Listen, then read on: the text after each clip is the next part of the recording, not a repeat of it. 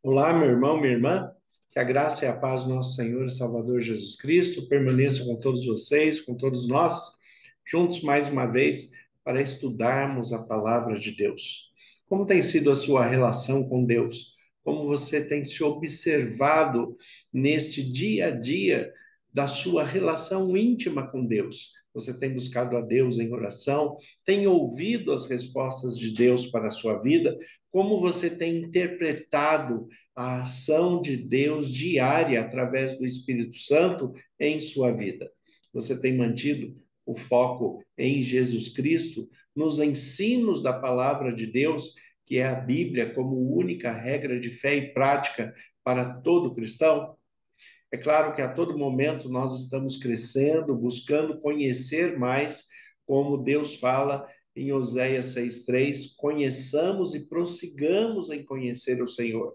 Nós temos que iniciar esta busca pelo conhecimento, mas temos que prosseguir nesse conhecimento. Nós não podemos nos conformar com aquilo que nós temos, não podemos nos contentar com o mínimo que nos é oferecido, mas a cada dia nós temos que buscar mais. Por isso, em 1 Coríntios, capítulo 12, versículo 31, lá o texto nos diz assim: procurai com zelo os melhores dons, e eu passo a mostrar-vos um caminho sobremodo excelente. Observe que esse texto de 1 Coríntios 12, 31, ele fala: procure com zelo os melhores dons.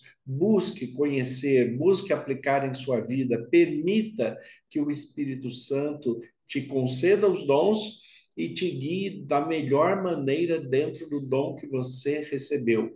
Mas, de qualquer maneira, o versículo conclui falando: eu vou mostrar a vocês um caminho sobremodo excelente. Ou seja, por mais que nós possamos alcançar, sempre vai ter algo melhor que nós devemos nos empenhar para alcançarmos juntos com a direção do Espírito Santo e com foco em Cristo Jesus. Dentre essas questões, nós temos um assunto que é muito polêmico, muitas vezes, para algumas denominações, algumas expressões de interpretações bíblicas, mas é claro que a palavra de Deus não quer que nós percamos tempo com polêmicas, com aquilo que divide, porque afinal de contas, ser cristão é estar na unidade do Espírito Santo em Cristo Jesus. Nós temos que buscar compreensão. E se há algum desentendimento acerca da interpretação, certamente o erro não está na palavra de Deus. Certamente o erro vai estar na interpretação ou de um ou de outro, ou os dois estão errados e ainda tem uma terceira interpretação que é correta. Mas a todo momento nós temos que buscar com sabedoria e discernimento observar a Bíblia enquanto um conjunto, não selecionando textos, recortando textos que vão favorecer a minha interpretação, mas observar a palavra de Deus na sua integridade, na sua totalidade de pensamentos a respeito de um determinado assunto. E o Espírito Santo, o batismo com o Espírito Santo, é um desses temas que nós temos que ter muito cuidado quando nós falamos e quando nós interpretamos, porque nós temos um conjunto de revelações progressivas e cumulativas para compreendermos melhor como entender esta questão do batismo com o Espírito Santo. Lembre-se que em Mateus capítulo 3, no batismo de Jesus, quando João Batista batiza Jesus, um pouco antes do batismo, ele fala: eu vos batizo para o arrependimento de pecados, eu batizo com água para o arrependimento de pecados, mas há outro que vem depois de mim, que é mais poderoso do que eu, e ele vos batizará com o Espírito Santo e com fogo. Batismo com o Espírito Santo e com fogo. O que significa isso e como vem esses batismos e como eu posso interpretar o que isto significa?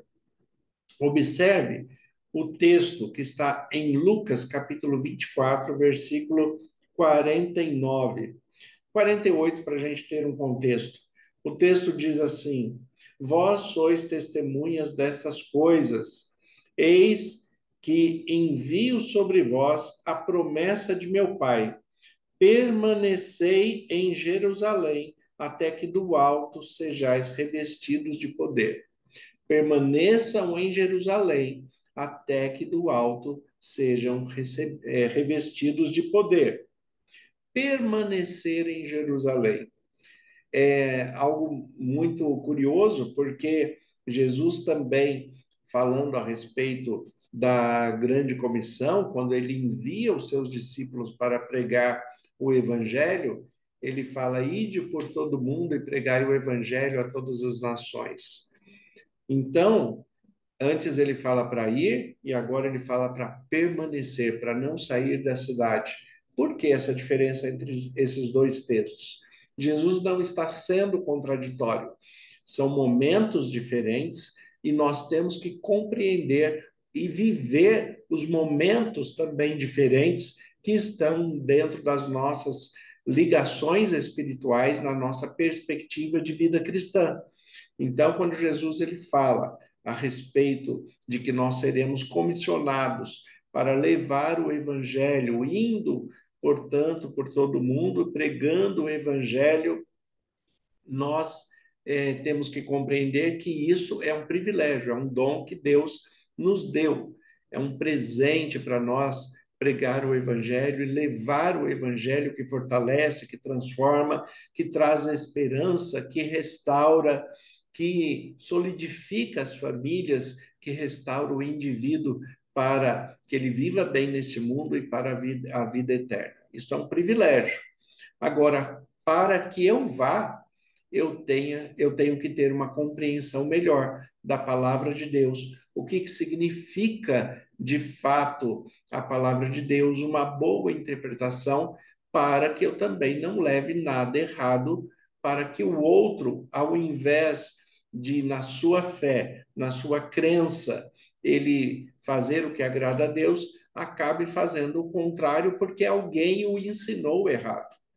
Em Efésios capítulo 4, fala que uma das funções dos pastores é exatamente essa: ensinar para que as pessoas não sejam levadas por todo vento de doutrina. Então, primeiro a pessoa tem que entender, no caso aqui, Jesus fala em Lucas 24, 49, eis que envio sobre vós a promessa de meu Pai. Qual é a promessa de meu Pai?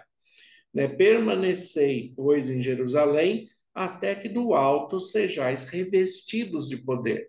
Permaneçam aonde estão, até que o Espírito Santo conceda sabedoria, discernimento, capacitação, para que você possa conduzir a sua vida e levar a sua vida de uma maneira que agrada a Deus e que seja correto dentro da palavra de Deus.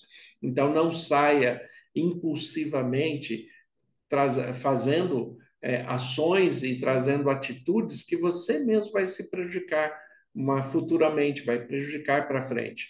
Então, permaneçam. Primeiro, permaneçam, ouçam a Deus, analisem o que a palavra de Deus diz sobre a decisão que você tem que tomar, sobre o assunto que você está procurando uma resposta. Primeiro, pare, pense, ore, busque na palavra de Deus uma resposta. Não saia impulsivamente fazendo coisas que você certamente poderá se arrepender depois. Afinal de contas, a palavra de Deus nos diz que as questões espirituais só se discernem espiritualmente.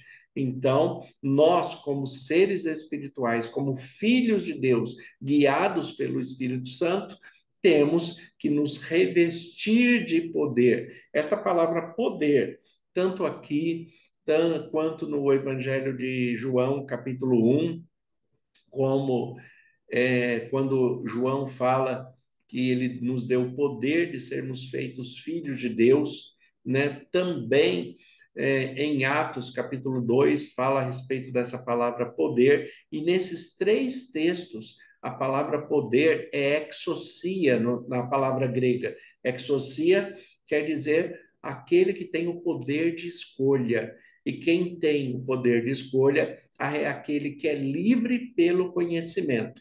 Por isso que Jesus fala: conhecereis a verdade, e a verdade vos libertará. Somos livres para escolher quando conhecemos a verdade. Então, esse conjunto de textos e esse conjunto progressivo de revelação divina é que vai nos conduzir a compreender o que é o batismo com o Espírito Santo. Então, primeiro eu tenho que permanecer até que eu compreenda, até que eu seja revestido de conhecimento suficiente para que eu faça as melhores escolhas em todas as áreas da minha vida. E é por isso que Jesus fala aqui, né? Eis que envio sobre vós a promessa de meu Pai. Permanecei, pois, em Jerusalém até que do alto sejam revestidos de conhecimento e escolha, de poder, de conhecimento, para que você possa, de fato, fazer as melhores escolhas segundo a vontade de Deus. Mas o que nós observamos também aqui é que a sequência deste batismo no Espírito Santo, nós temos que observar o que Jesus fala em Atos, capítulo 1. A partir do versículo 6 em diante, olha o que o texto diz. Então, os que estavam reunidos lhe perguntaram: Senhor, perguntando a Jesus, né? Claro, Senhor, será este tempo em que restaure o reino de Israel? Respondeu-lhes: Não vos compete conhecer os tempos e as épocas, o que o Pai revelou para a sua exclusiva autoridade, mas recebereis poder ao descer sobre vós o Espírito Santo, e sereis minhas testemunhas, tanto em Jerusalém, como em toda a Judéia e Samaria e até os confins da terra. Então, observe que o texto de Lucas, né, 24, 49, Jesus dá uma ordem: permaneçam em Jerusalém. E aqui em Atos, na despedida de Jesus após a ressurreição, Jesus, ele falando com os seus discípulos, ele fala, olha, versículo 8: mas recebereis o poder de escolha, porque você vai ter discernimento, vai ter mais conhecimento ao descer sobre vós o Espírito Santo. Descer sobre vós o Espírito Santo. E sereis minhas testemunhas, tanto em Jerusalém, começando por Jerusalém. Por quê? Porque a ordem de Lucas 24, 49 é: permaneçam em Jerusalém. Então, depois de revestido de poder, comece a levar o evangelho no lugar aonde você está. Existe um ditado antigo que fala que a árvore floresce aonde ela é plantada. Então, aonde flor, floresça.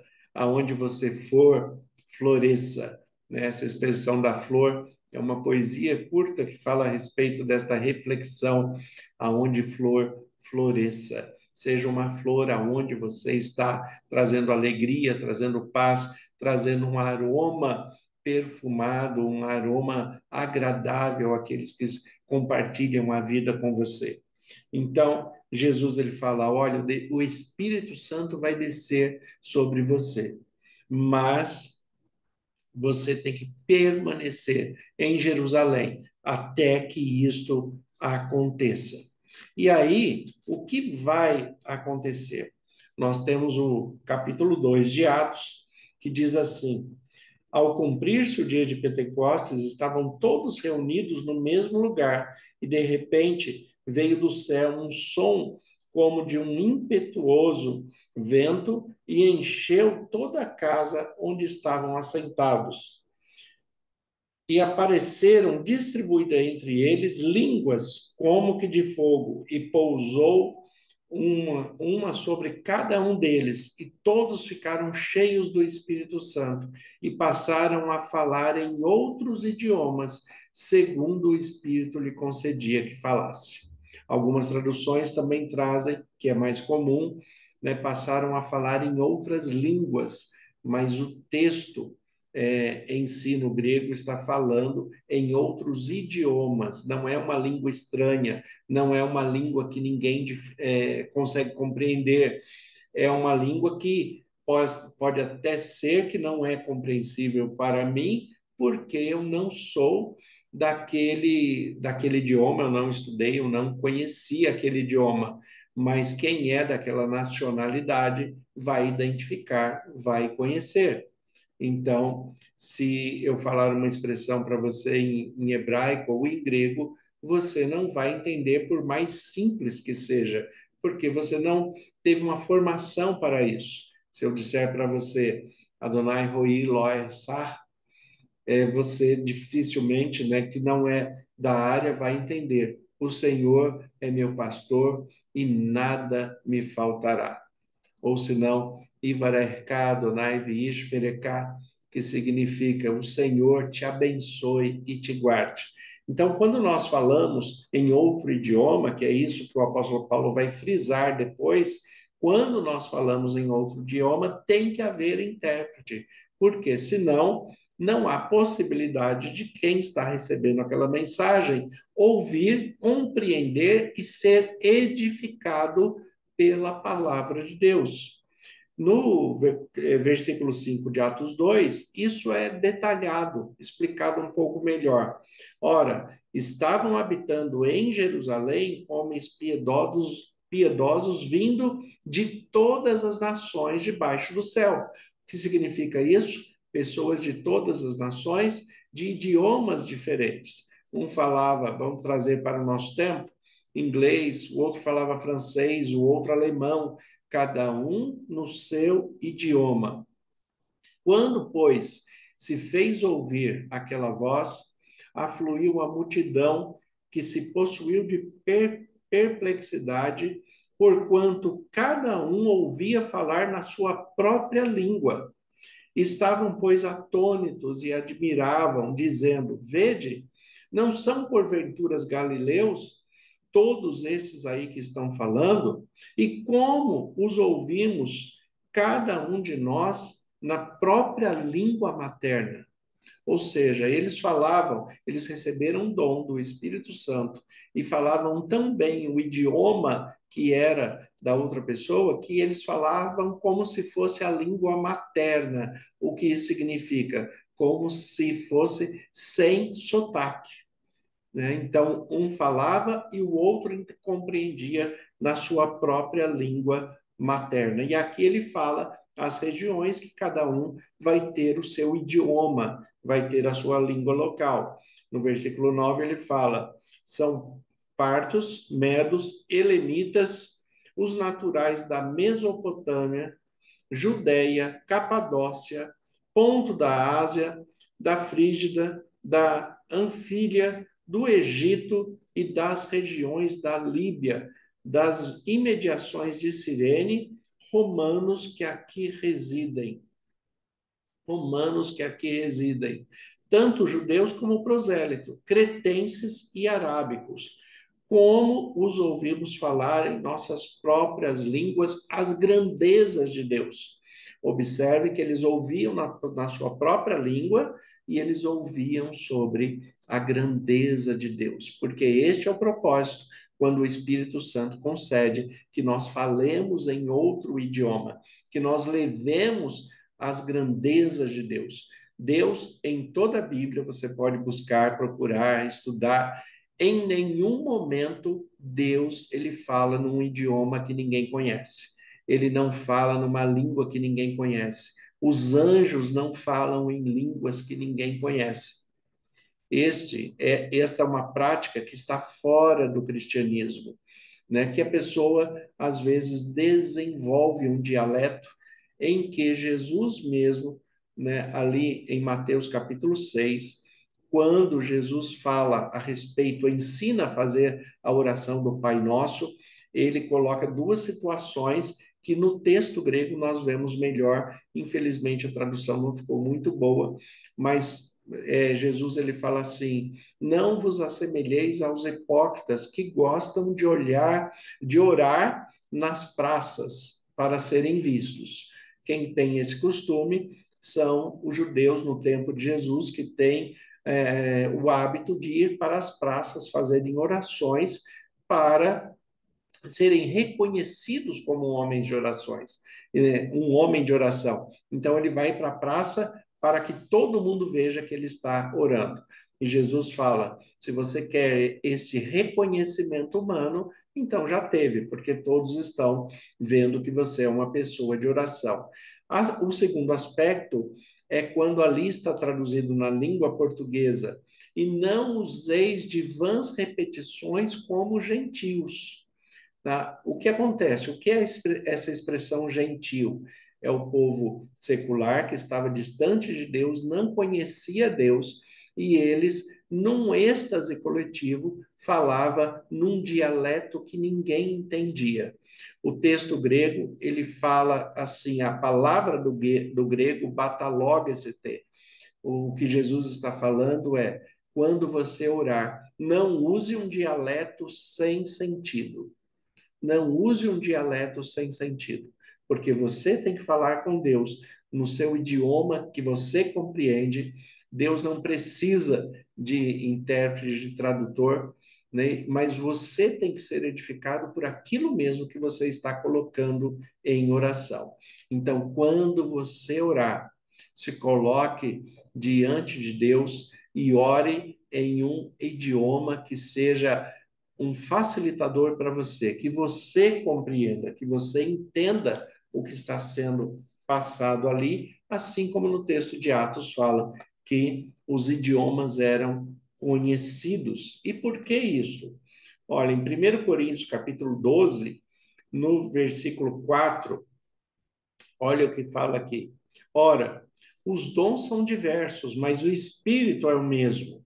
E também há diversidade de serviços, mas o Senhor é o mesmo. E há diversidade de realizações, mas o mesmo Deus é quem opera tudo em todo. A manifestação do Espírito Santo é concedida a cada um visando um fim proveitoso. Então, o Espírito Santo só se manifesta se houver proveito, se houver, né, edificação. É só assim. É por isso que quando as pessoas começam a querer usar um dialeto sem sentido dentro do culto, em 1 Coríntios capítulo 14, a partir do versículo 26, o apóstolo Paulo, ele vai trazer ordem para esse culto. Então, quando ele fala, por exemplo, a respeito do dom de línguas, em 1 Coríntios 14, o versículo 26 em diante, fala assim: que fazer, pois, irmãos, quando vos reunis, e um tem salmo e outro doutrina, e este traz revelação, e aquele outra língua? E ainda outro, interpretação. Seja tudo feito para edificação, tudo tem que levar à edificação. No caso de alguém falar em outra língua, em outro idioma, que não seja mais do que dois, ou quando muito três. Então, no máximo três falando em outro idioma, e isto sucessivamente. O que quer dizer isso? Um de cada vez, não é para falar os três ao mesmo tempo. Se tiver um idioma diferente, é um de cada vez, e tem, né, que haver intérprete, que é o caso que ele continua falando aqui. E haja quem interprete, mas não havendo intérprete, fique calado na igreja. Observe como o apóstolo Paulo coloca. Existe o dom de língua? Existe. O Espírito Santo pode capacitar uma pessoa a ouvir no seu próprio idioma como um facilitador para ele compreender as grandezas de Deus, mas se um recebe o dom de falar, não é só a pessoa daquele idioma que tem que ser edificada. Toda a igreja tem que ser edificada. Então, um fala no idioma como um facilitador para aquele que deve compreender no seu próprio idioma, mas tem que haver intérprete para que toda a igreja seja edificada com a palavra de Deus. E isto num culto tem que ser no máximo três pessoas falando uma de cada vez. Então, a própria Bíblia coloca que esse dom de línguas, enquanto dialeto e enquanto todo mundo falando ao mesmo tempo, isto não é divino, isso não é direção de Deus, isto não traz proveito nem pessoal, nem coletivo para a igreja, isto não é um aspecto bíblico divino. O que nós temos que buscar dentro da palavra de Deus é essa questão de compreender na sua integridade como Deus fala com cada um de nós. Então, permita que Deus fale com você e fale com ele de maneira simples, natural, no seu idioma. Busque os melhores dons. Em 1 Coríntios capítulo 13, o apóstolo Paulo fala que ainda que eu falasse a língua dos homens e dos anjos, né, se não tivesse amor, seria como o bronze que ressoa, como o símbolo que retine, né? Ainda que, não quer dizer que exista, mas ainda que existisse um idioma diferente que nós não compreendêssemos, se nós fizéssemos algo dentro da Igreja de Cristo, na casa de Deus, nas nossas relações como cristãos, se nós não tivéssemos amor, não seríamos absolutamente nada. Porque Jesus também, em João capítulo 13, ele fala que nisto seremos conhecidos que somos seus discípulos, se tivermos amor uns aos outros. Então, a todos vocês que nos amam, nós também amamos vocês em Cristo Jesus, porque é nisto que nós somos conhecidos, independente de denominação, de religião, de vínculo religioso, é nisso que nós somos conhecidos, que somos discípulos de Jesus, se tivermos amor uns aos outros. Senhor, nosso Deus e Pai, nós te agradecemos pela tua palavra que é viva e eficaz. Como ministro do Evangelho, em nome de Jesus, eu peço as tuas bênçãos sobre cada irmão e irmã que nos acompanham, aqueles que ouvirão essa mensagem posteriormente, que todos recebam o dom da escolha, o poder do Espírito Santo pelo conhecimento, pela verdade da tua palavra. Eu peço as tuas bênçãos sobre cada um deles, cada família por eles representado, e que o teu amor seja o laço que nos une pelo Espírito Santo, para mantermos o foco em Cristo Jesus, que é por quem oramos. Amém. Que Deus abençoe a todos. Tenha um excelente dia, em nome de Jesus.